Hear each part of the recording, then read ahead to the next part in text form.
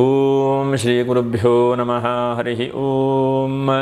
ಓಂ ನಮಃ ಸೂರ್ಯಃ ಪಿತಾಮಹೋ ವ್ಯಾಸಃ ವಸಿಷ್ಠೋ ತ್ರಿಪರಾಶರಃ ಕಶ್ಯಪೋ ನಾರದೋ ಗಾರ್ಗ್ಯಃ ಮರೀಚಿರ್ಮುನಿರಂಗಿರಾಃ ಲೋಮಶಃ ಪೌಲಶಶ್ಚೈವ ಚವನೋ ಜವನೋ ಭೃಗುಃ ಶವನಕೋಷ್ಟಾದಶಶ್ಚೇತಿ ಜ್ಯೋತಿಷ್ಶಾಸ್ತ್ರಪ್ರವರ್ತಕಾಃ. ನಮೋ ಋಷಿಭ್ಯಃ ನಮೋ ಮಹದ್ಭ್ಯಃ. ಪ್ರಿಯ ವೀಕ್ಷಕರಿಗೆಲ್ಲ ಭಗವಂತ ಅನುಕೂಲ ಅನುಗ್ರಹ ಮಾಡಲಿ. ಪ್ರಿಯ ವೀಕ್ಷಕರೇ, ಈ ದಿವಸ ಒಬ್ಬರು ಪ್ರಶ್ನೆ ಕೇಳಿದ್ದಾರೆ. ನಾವು ದೇವತಾ ಆರಾಧನೆ ಮಾಡ್ತಾ ಇದ್ದೇವೆ, ಮತ್ತು ಬಹಳ ಜನ ಹಿರಿಯರು ತಿಳಿದವರು ಹೇಳಿದಂತಹ ಮಾರ್ಗದಲ್ಲಿದ್ದೇವೆ. ಆದರೆ ನಮಗೆ ಯಾವ ಕೆಲಸಗಳು ಕೂಡ ಆಗ್ತಾ ಇಲ್ಲ. ಭಾರಿ ಕಷ್ಟ, ಭಾರಿ ಚಿಂತೆ, ಭಾರಿ ತೊಂದರೆಯಲ್ಲಿದ್ದೇವೆ. ಹಾಗಾಗಿ ಏನು ಪರಿಹಾರ ಮಾಡಬಹುದು? ನಮ್ಮಂತಹ ತುಂಬ ಜನ ಇರ್ತಾರೆ. ಎಲ್ಲರಿಗೂ ಕೂಡ ನಿಮ್ಮ ಅನುಭವಗಳನ್ನು ಹೇಳಿ ಎಂಬುದಾಗಿ ಒಂದು ವಾಟ್ಸಪ್ಪಲ್ಲಿ ಕಮೆಂಟ್ ಮಾಡಿದ್ದಾರೆ. ಅದಕ್ಕೆ ಅಂತಹ ವಿಷಯಗಳನ್ನು ಇಟ್ಕೊಂಡು ಈ ದಿವಸ ನಾನೊಂದು ವಿಡಿಯೋ ಮಾಡ್ತಾ ಇದ್ದೇನೆ. ನೋಡಿ, ಏನಂತಂದರೆ ನಮ್ಮ ಶಾಸ್ತ್ರದಲ್ಲಿ ಮಾತೃದೇವೋ ಭವ, ಪಿತೃದೇವೋ ಭವ, ಆಚಾರ್ಯ ದೇವೋ ಭವ, ಅತಿಥಿ ದೇವೋ ಭವ ಹೀಗೆಲ್ಲ ಹೇಳಿದ್ದಾರೆ. ಅರ್ಥ ಏನು? ನಿಮಗೆ ಯಾವಾಗ ತ್ರಿಕರಣ ಶುದ್ಧಿಯಾಗಿ ಆ ಭಗವಂತನನ್ನು ಪೂಜೆ ಮಾಡಿದ್ರೂ ಕೂಡ ನಿಮಗೆ ಕೆಲಸ ಸಕ್ಸಸ್ಫುಲ್ ಆಗ್ತಾ ಇಲ್ಲ ಅಂತಾದರೆ ಅದಕ್ಕೆ ಒಂದು 2-3 ತರಹ ಕಾರಣ ಇರಬಹುದು ಎಂಬುದಾಗಿ ನಾನು ಊಹೆ ಮಾಡ್ತೇನೆ. ಯಾಕಂದರೆ ಅದೆಲ್ಲ ನಾವು ಪ್ರಶ್ನೆಗಳನ್ನಿಟ್ಟು ನೋಡಿದಾಗ ಅದರ ಬಗ್ಗೆ ಇನ್ನೂ ಒಂದು ಆಳವಾದಂತಹ ಒಂದು ಅರ್ಥ ಸಿಗಬಹುದು. ಆದರೆ ಒಂದು ಸಾಮಾನ್ಯವಾಗಿ ಎಲ್ಲರೂ ಕೂಡ ಒಂದು ತಿಳುವಳಿಕೆಯನ್ನು ಹೇಳುವಂತಹ ಪ್ರಯತ್ನ. ಯಾಕಂದರೆ ಒಬ್ಬೊಬ್ಬರಿಗೆ ಒಂದೊಂದು ರೀತಿಯಾದಂಥ ತೊಂದರೆ ಇರಬಹುದು, ಇಲ್ಲ ಅಂತಲ್ಲ. ಆದರೆ ಎಲ್ಲ ತೊಂದರೆಗಳಿಗೂ ಕೂಡ ನಮ್ಮಲ್ಲಿ ದೇವ ಪಿತೃಕಾರ್ಯಾಭ್ಯಾನ್ನ ಪ್ರಮದಿತವ್ಯಂ ಎಂಬುದಾಗಿ ವೇದಗಳಲ್ಲಿ ಹೇಳಿದರು. ಅರ್ಥ ಏನು? ನಾವು ಬೇರೆ ಎಲ್ಲ ಮಾಡ್ತಾ ಇರ್ತೇವೆ, ಆದರೆ ಬಹಳ ಮುಖ್ಯವಾಗಿ 2 ಮರೆತಿರ್ತೇವೆ. ಒಂದು ದೇವ, ಇನ್ನೊಂದು ಪಿತೃ. ಋಷಿಗಳನ್ನು ಬಿಡಿ, ಅವರವರ ಋಷಿಗಳ ಅನುಸಾರವಾಗಿ ಪೂಜೆ ಪುನಸ್ಕಾರಗಳನ್ನು ಮಾಡಬಹುದು. ಆದರೆ ಈ ಕುಲದೇವರನ್ನು ಮರೆತಿಟ್ಟರೆ ಎಷ್ಟೋ ಜನ ನೋಡಿ, ಎಲ್ಲೋ ಒಂದು ಚಿಕ್ಕದಾದಂತಹ ಊರಲ್ಲಿ ತಂದೆ ತಾಯಿ ಇರ್ತಾರೆ. ಅನಂತರ ಮಕ್ಕಳ ವಿದ್ಯಾಭ್ಯಾಸಕ್ಕೆ ಅವರು ಎಲ್ಲೋ ಹೊರಗಡೆ ರಾಜ್ಯಕ್ಕೆ ಹೋಗ್ತಾರೆ. ಅಲ್ಲೇ ಅವರ ಜೀವನವಾಗುತ್ತೆ.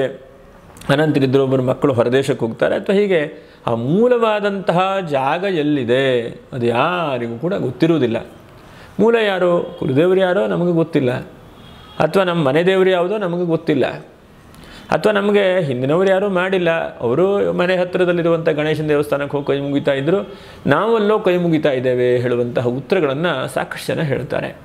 ಆದರೆ ಬಹಳ ಮುಖ್ಯವಾಗಿ ಒಂದು ಕುಲಕ್ಕೆ ಸಂಬಂಧವಾದಂತಹ ದೇವತೆಗಳು ಯಾರ್ಯಾರು ಇದ್ದಾರೋ, ಉದಾಹರಣೆಗೆ ಒಂದು ಕುಲಕ್ಕೆ ಮೂಲವಾದಂತಹ ಯಾವುದೋ ಒಂದು ದೇವತಾನುಗ್ರಹದಿಂದ ಆ ಕುಲ ವೃದ್ಧಿಯಾಗ್ತಾನೇ ಇರುತ್ತೆ.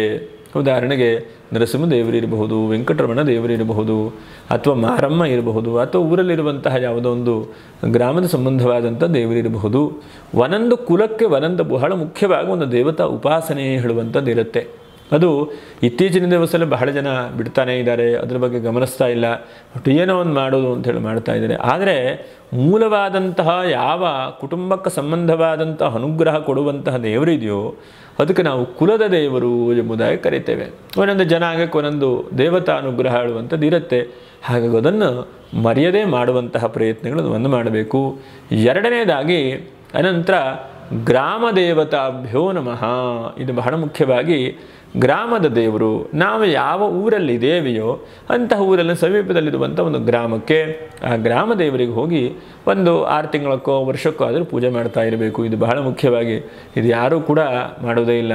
ನೋಡಿ, ನಾವು ಬೆಂಗಳೂರಲ್ಲಿ ಕ್ಷೇತ್ರಾಧೀಶ್ವರ ವಿಶೇಷವಾದಂತಹ ಆ ಜಗನ್ಮಾತೆಗೆ ನೋಡಿ ನಾವೆಲ್ಲರೂ ಕೂಡ ಹೋಗಿ ಅಣ್ಣಮ್ಮನಿಗೆ ಪೂಜೆ ಮಾಡ್ತೇವೆ, ನಮಸ್ಕಾರ ಮಾಡ್ತೇವೆ, ಉತ್ಸವದಲ್ಲಿ ಭಾಗವಹಿಸ್ತೇವೆ. ಅರ್ಥ ಏನು? ಆ ತಾಯಿಯ ಅನುಗ್ರಹ ನಮ್ಮೆಲ್ಲರೂ ಕೂಡ ಇರಲಿ ಹೇಳುವಂಥ ಒಂದು ಭಾವನೆ ಭಕ್ತಿಯಿಂದ. ಹಾಗಾಗಿ ಯಾವ್ಯಾವ ಕ್ಷೇತ್ರದಲ್ಲಿ ಯಾವ್ಯಾವ ಜಾಗದಲ್ಲಿ ಇರ್ತೇವೆಯೋ ಅಂತಹ ಆ ದೇವತೆಗಳಿಗೂ ಕೂಡ ನಾವು ನಮಸ್ಕಾರಗಳನ್ನು ಮಾಡಿ ಮಿಕ್ಕಿರೋದನ್ನೆಲ್ಲ ಮಾಡ್ತಾ ಬರಬೇಕು. ಇದು 2ನೇ ನಾವು ಮಾಡಿಲ್ಲ ಅಂತಾದರೆ ನಮ್ಮ ಕುಲದೇವರು ಯಾವುದೋ ಅಂತ ಗೊತ್ತಿಲ್ಲ, ಮೂಲ ಯಾರು ಅಂಥೇಳಿ ಗೊತ್ತಿಲ್ಲ. ಯಾಕಂದರೆ ಪ್ರತಿಯೊಂದು ವಂಶಕ್ಕೂ ಕೂಡ ಒಂದು ಸರಿಯಾದಂತಹ ದೇವತಾ ಮಾರ್ಗಗಳು ಇರುತ್ತೆ. ಅದರದೆಲ್ಲ ಬಿಟ್ಟು ಹೋಗಿಬಿಡುತ್ತೆ. ಅದು ಬಿಟ್ಟಿರುವಂತಹ ಸಮಸ್ಯೆ ಏನಾಗುತ್ತೆ ಅಂತಂದರೆ ಮಕ್ಕಳಿಗೆ ಸಮಸ್ಯೆ, ಮೊಮ್ಮಕ್ಕಳಿಗೆ ಸಮಸ್ಯೆ, ಇನ್ನೇನೋ ಬೇರೆ ಬೇರೆ ಸಮಸ್ಯೆಗಳೆಲ್ಲ ಬರ್ತಾ ಹೋಗುತ್ತೆ. ಹಾಗಾಗಿ ನೀವೆಲ್ಲ ಮಾಡಿ ಈ ಕುಲದೇವರನ್ನು ಬಿಟ್ಟರೆ ಬಹಳ ತೊಂದರೆ ಎಂಬುದಾಗಿ ನಮ್ಮ ಶಾಸ್ತ್ರದಲ್ಲಿ ಹೇಳುತ್ತದೆ. ಹಾಗಾಗಿ ಕುಲದೇವರನ್ನು ಮರ್ಯಾದೆನೇ ಮಾಡಬೇಕು.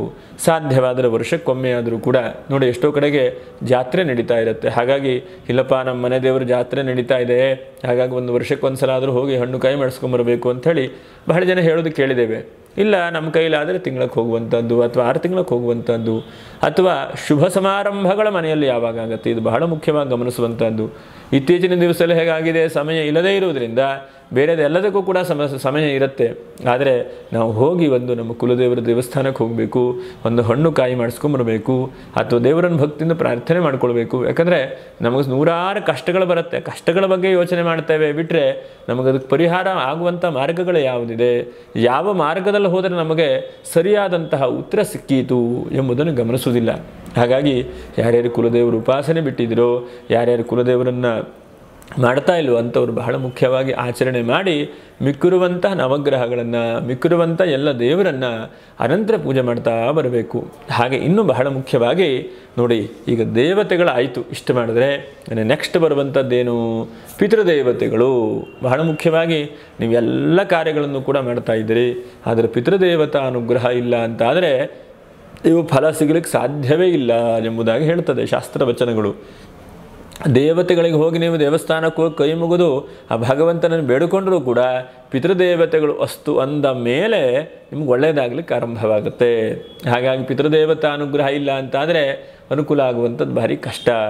ಹಾಗಾಗಿ ಇದಕ್ಕೇನಪ್ಪ ನಾವು ಮಾಡಬೇಕು ಅಂತಂದರೆ, ಒಂದನೇದಾಗಿ ಜೀವಂತ ಇರುವಂಥ ತಂದೆ ತಾಯಿಗಳನ್ನು ಬಹಳ ಚೆನ್ನಾಗಿ ನೋಡಿಕೊಳ್ಳುವಂತಹ ಪ್ರಯತ್ನ ಮಾಡಬೇಕು. ಮತ್ತು ಅವರ ಸಮವಾದಂತಹ ವ್ಯಕ್ತಿಗಳು ಯಾರಿರ್ತಾರೋ ಅಂಥವರಿಗೆ ನಾವು ಗೌರವ ಕೊಡುವಂತಹ ಒಂದು ಪ್ರಯತ್ನ ಮಾಡಬೇಕು.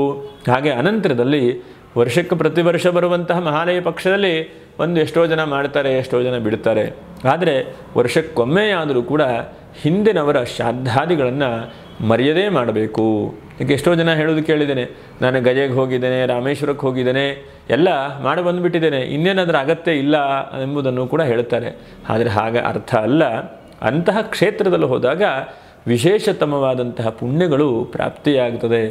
ಗಯಾಯಾಂ ಪಿಂಡದಾನೇನ ತ್ರಿಭಿಃ ಪುತ್ರಸ್ಯ ಪುತ್ರತಾಂ ಎಂಬುದಾಗಿ ಹೇಳಿದ್ರು. ಅರ್ಥ ಏನು, ಮಗನಾದಂಥವನು ಗಯೆಯಲ್ಲೂ ಕೂಡ ಹೋಗಿ ಪಿಂಡ ಪ್ರದಾನವನ್ನು ಮಾಡಿದರೆ ಪಿತೃವರ್ಗಕ್ಕೆ ಮೋಕ್ಷಕ್ಕೆ ಹತ್ತಿರವಾದಂಥ ಅನುಕೂಲವಾಗುತ್ತೆ. ಅಥವಾ ಅನೇಕ ಈ ನಾವು ನರಕ ಅಂತೇನು ಕರಿತೇವೆಯೋ ಅಂತಹ ನರಕದಲ್ಲಿದ್ದಂತಹ ಪಿತೃದೇವತೆಗಳು ಹಿಂದಿನ ತಲೆಮಾರು ಎಷ್ಟೆಷ್ಟು ಜನ ಇದ್ದಾರೋ ಅಂಥವ್ರಿಗೆ ಮೋಕ್ಷಕ್ಕೆ ದಾರಿಯಾಗತ್ತೆ ಎಂಬುದನ್ನು ಹೇಳಿದ್ರೆ ಬಿಟ್ಟರೆ ಅಲ್ಲಿ ಹೋಗಾಯಿತು ನೆಕ್ಸ್ಟ್ ಮಾಡಬಾರ್ದು ಹೇಳುವಂಥ ಅರ್ಥ ಅಲ್ಲ. ಹಾಗಾಗಿ ವರ್ಷಕ್ಕೊಮ್ಮೆ ಆದರೂ ಕೂಡ ಪಿತೃದೇವತೆಗಳನ್ನು ಶ್ರದ್ಧಾಭಕ್ತಿಯಿಂದ ನಾವು ಆರಾಧನೆಯನ್ನು ಮಾಡಲೇಬೇಕು. ನೋಡಿ, ಇದೆಲ್ಲ ನೀವು ಮಾಡಿಲ್ಲ ಅಂತಾದರೆ ಬೇರೆ ಏನೇನೋ ಮಾಡಿದ್ರೆ ಅದರಿಂದ ಯಾವುದೂ ಸಫಲವಾಗುವುದಿಲ್ಲ.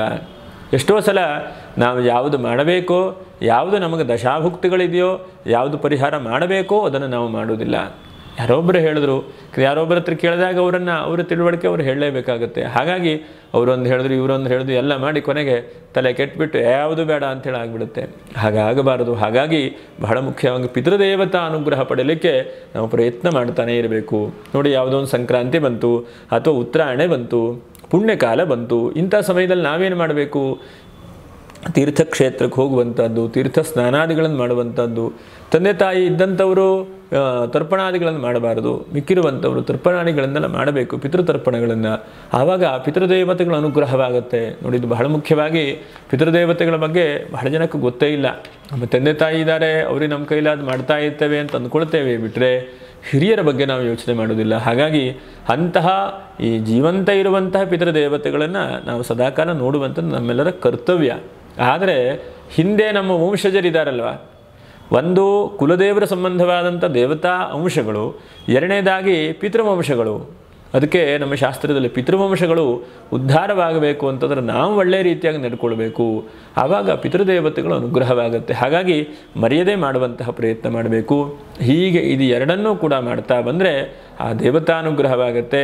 ಎಷ್ಟೋ ಜನರಿಗೆ ಸಂಶಯ ಬರುತ್ತೆ, ಯಾರು ನಮ್ಮ ಕುಲದೇವರು ಯಾರು, ಮನೆ ದೇವರು ಯಾವುದು, ಯಾಕಂದರೆ ಹಿರಿಯರು ಯಾರೂ ಇಲ್ಲ, ಎಲ್ಲ ಸತ್ತೋಗಿದ್ದಾರೆ, ಹಿರಿಯರು ಯಾರು ಕೇಳಿದ್ರೆ ಗೊತ್ತಾಗತ್ತೆ ಎಂಬಂಥದ್ದನ್ನು ನೋಡಿದಾಗ ನೋಡಿ, ನಮ್ಮಲ್ಲಿ ಅದಕ್ಕೆ ಅನೇಕ ಪರಿಹಾರ ಮಾರ್ಗಗಳನ್ನು ಹೇಳಿದ್ದಾರೆ. ಒಂದನೇದಾಗಿ ಅದಕ್ಕೆ ಆರೂಢ ಪ್ರಶ್ನೆ ನೋಡಿದ್ರೆ ಅದು ಹೇಗೆ ಇದೆ, ಎಲ್ಲಿದೆ, ಯಾವುದು ಮೂಲ ಇರಬಹುದು ಹೇಳೋದು ಗೊತ್ತಾಗುತ್ತೆ.